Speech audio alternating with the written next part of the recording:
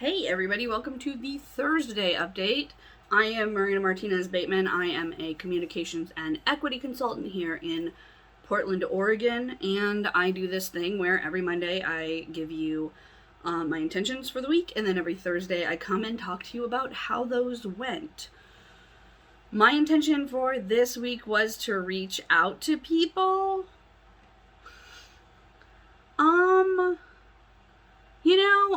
It wasn't like I totally neglected it. I didn't do a lot of reaching out on a professional level. I think part of that is because I've already been in conversation with a lot of people, and I sort of just kind of continued that in a lot of ways. There's also a lot of admin work I've been doing with regard to launching our new consultancy that's gonna launch hopefully on February 1st. So that's a lot of stuff to just sort of pick up and do. On a personal level, I have done more reaching out. We've got several birthdays in my family and friend group coming out, so I've been doing a lot of that stuff.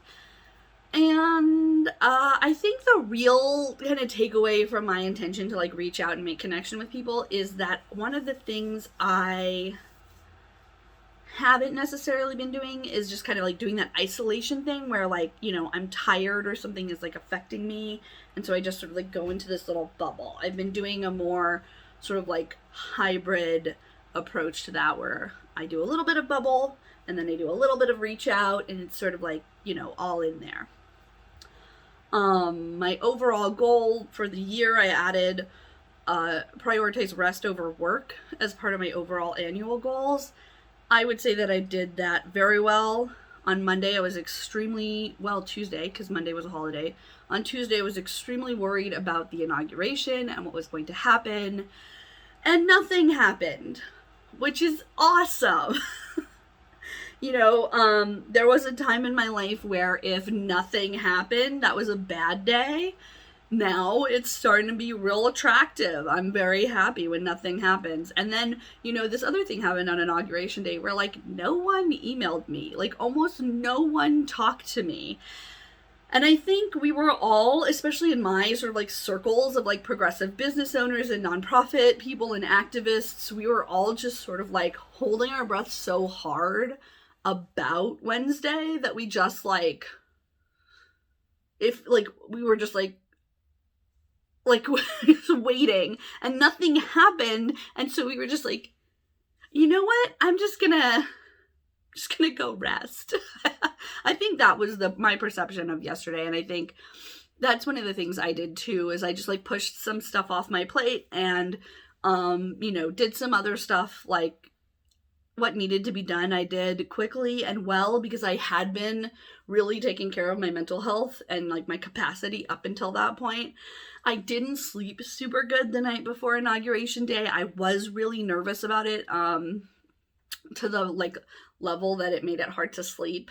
And it was just so nice for nothing to occur. And I just, I've said this before, I am not a super big fan of Biden. It's my personal opinion that he's too conservative and that he doesn't go far enough with the stuff that I want to see in the world. Same argument I have for Kamala Harris, although obviously her identity as a woman, a South Asian person, a Black person, those things I am just over the moon about and really excited about what she's going to bring to the office. So I didn't really expect to feel as relieved as I felt when Biden took office. And I have to recognize, obviously, that that's part of my privilege. I get to feel relieved that we have Biden in office, because that does represent a change for me as a middle-class educated person that may or may not affect other people in other situations or with other histories or with other whatever.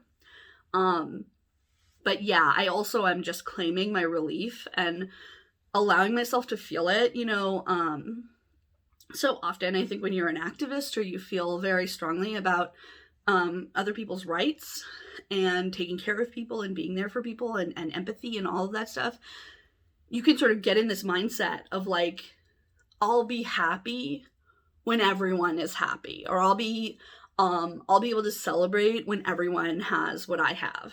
And I don't think that's likely in my lifetime. I just don't think it is. And so it's also this really fucked up, for me, that brain pattern, that mind, that thinking map, that flow of I'll be happy when everything is fixed is a great way for me to never address my lack of joy, and never address my lack of dealing with my own trauma, and in fact to just continue to be mired in that trauma past, because I can deal with my shit when the world is perfect, and the world is never going to be perfect, and therefore I get to just push that me dealing with my shit a little farther out. And the truth is that joy is my birthright. It's yours as well. I only have a brief period of time on this planet. Who knows how long? Same for you. I'm going to try and get as much joy out of this motherfucker as I can. And that means feeling my other feelings, but also being present for my fucking life. And when I feel relief, to not try to tell me myself, because my internal voice was like, why are you feeling relief right now? Is it because you're bougie? It's like, maybe. But also I'm feeling it. So let's feel some fucking relief for once. We haven't felt it in a long ass time. Let's fucking revel in this motherfucking relief right now.